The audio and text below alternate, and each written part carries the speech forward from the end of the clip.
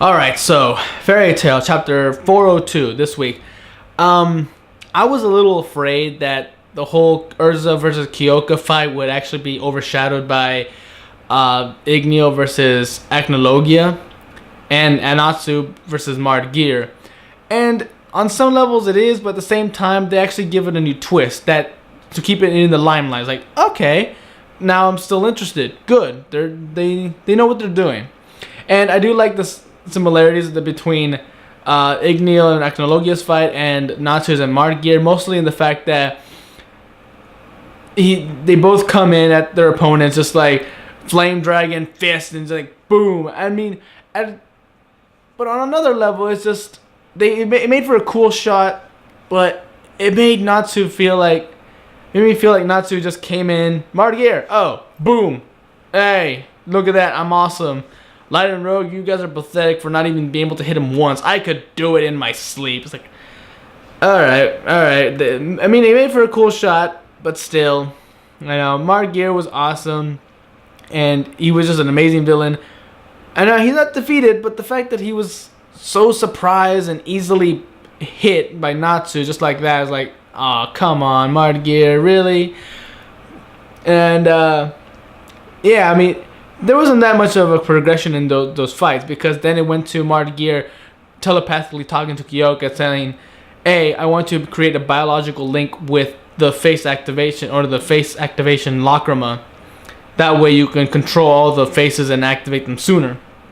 And Kyouka says, but sir, that'll kill me. It's like, well, what's the matter? Are you afraid of death? It's like, no sir, I gladly give my life for Tartar. It's like, alright, here we go.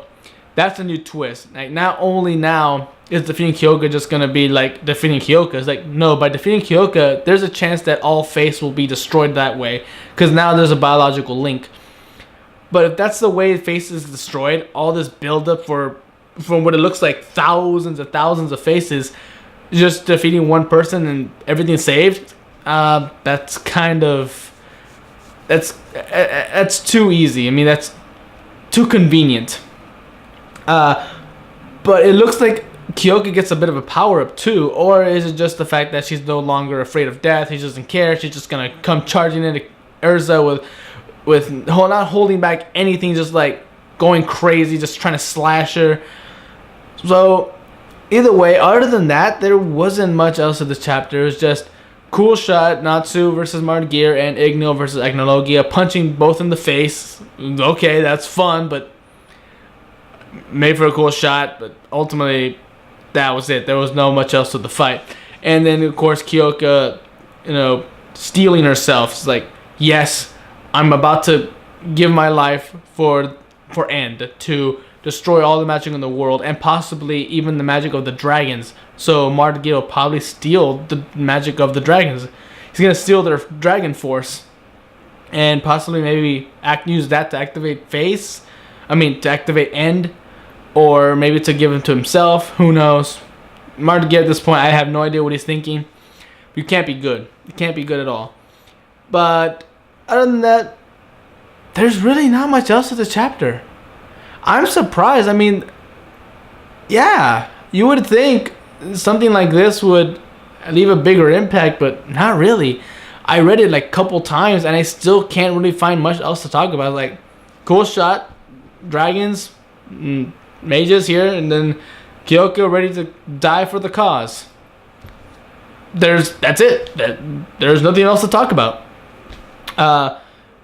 So yeah, it was a good chapter, but really nothing to come back to.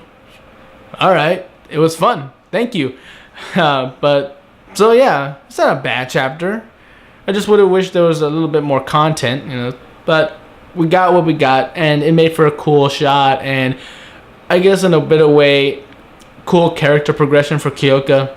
The fact that now she's ready to die for what she believes in, essentially. Or maybe it's not really that, she just believes in Mard Geer and his want to summon end. Who knows? We don't know any of their backstory, which is, again, a big problem with this arc. I want to know more of the demon's backstory. Backstory is what gives a villain a three-dimensional personality, and actually makes us not really hope for their victory, but at least hope that they put up a decent fight and actually get something out of this. They don't just get destroyed and that's it. They're no longer remembered by anyone. That's just too sad, even for any villain. But either way, yeah, I'm hoping the next chapter has a lot more. So until then, I'm Tony Dragon. Bye-bye.